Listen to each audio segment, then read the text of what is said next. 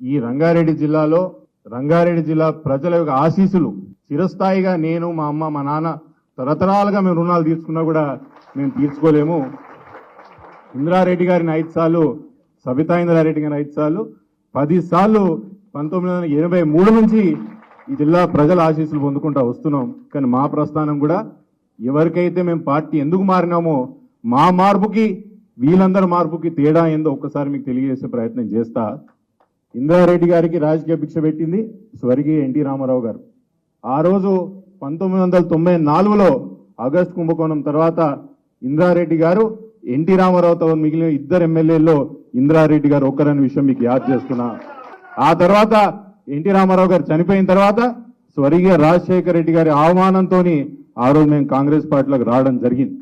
ఆఖరి శ్వాస రాజశేఖర రెడ్డి గారు ఉన్నంత వరకు కాంగ్రెస్ పార్టీ మా పార్టీ అని, కాంగ్రెస్ పార్టీకి ఏ కష్టం వచ్చినా ఏ నష్టం వచ్చినా జిల్లాలో ఈడ ఇబ్రాహీంపట్నంకి వెళ్ళిన ఆఖరి తాండూరు వరకు ఆ రోజు మా అమ్మ కాలు గజ్జ కట్టుకుని తిరిగిన విషయం నిజమా కాదని అందరూ ఆలోచన చేయండి.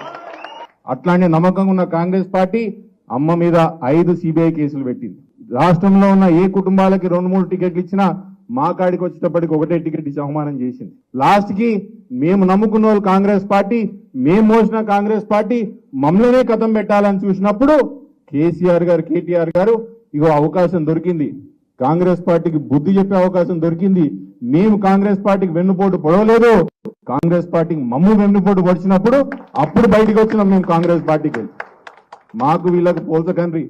అదే రక్తం పంచుకున్న కార్తిక్ రెడ్డి గారు చెప్తున్నా, సబితా ఇంద్రారెడ్డి గారు రక్తం పంచుకున్న కార్తిక్ రెడ్డి గారు చెప్తున్నా, ఏ విధంగా అయితే ఎన్టీ రామారావు గారితో, ఏ విధంగా అయితే రాజశేఖర రెడ్డి గారితో ఆఖరి వరకు ఉన్నామో కేసీఆర్ గారితో కూడా ఆఖరి వరకు ఉంటామనే విషయం మీకు స్పష్టంగా చెప్తున్నా.